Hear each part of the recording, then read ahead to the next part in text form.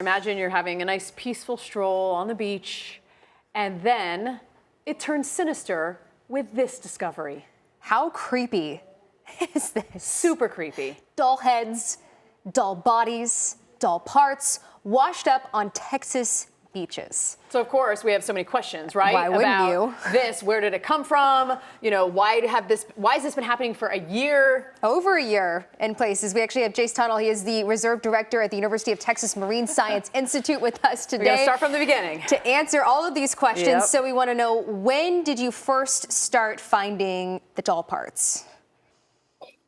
About 3 years ago, we started. We're out there looking for sea turtles, stranded marine mammals, counting birds, scientific stuff. But about 3 years ago, we started finding all these dolls washing up. That's in Port Aransas, Texas. Also, I just want to know where these dolls are finding them.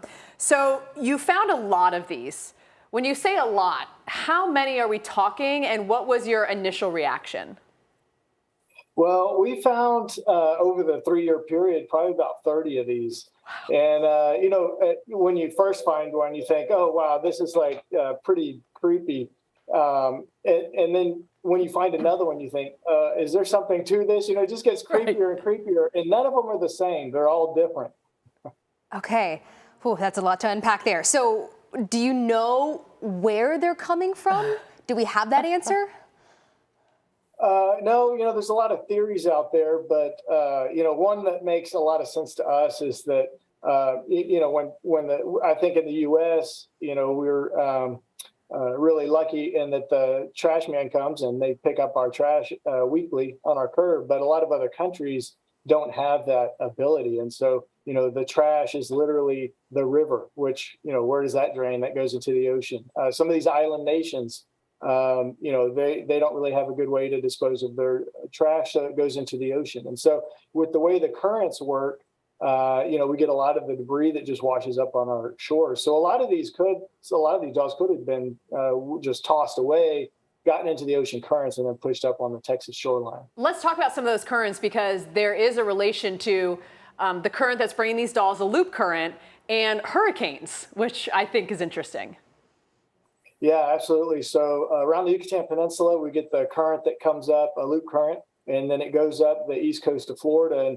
And whenever that current comes up like that, it creates these eddies that then swirl off and then push towards the coast of Texas. And so we've actually done studies here at the university over a 2-year period looking at trash accumulation, not only here in Texas, but in other states in the Gulf of Mexico. And what we found out is that we have 10 times the amount of trash that's pushed up on our shorelines here compared to any other state in the Gulf of Mexico. Never in my weather career did I think I'd be talking about loop currents and garbage. Creepy doll heads in one. So in the case of the creepy doll heads, you've actually turned this into a fundraiser. Tell us how that works. Yeah, so once a year, typically in March, all the stuff that, since we're out there weekly doing all these beach surveys, we collect cool stuff that we find. Dolls are part of that. But then we have a fundraiser. It's a live auction, and we auction off these items. And we usually make about $2,000, but it all goes towards the Amos Rehabilitation Keep, and they rehab sea turtles and birds. And so you can imagine a rehab center is kind of like an emergency room where you have medicines and equipment for dealing with, animals that come in that are injured. And so every single dollar goes to helping those animals. So let's talk a little bit more about that, because you said you go out weekly. What are you seeing on these beaches when it comes to turtles and other animals and how they're being affected by climate? So and actually right now, these last few months, we've been seeing a lot of loggerhead sea turtles coming in. And I mean, it's close to 100.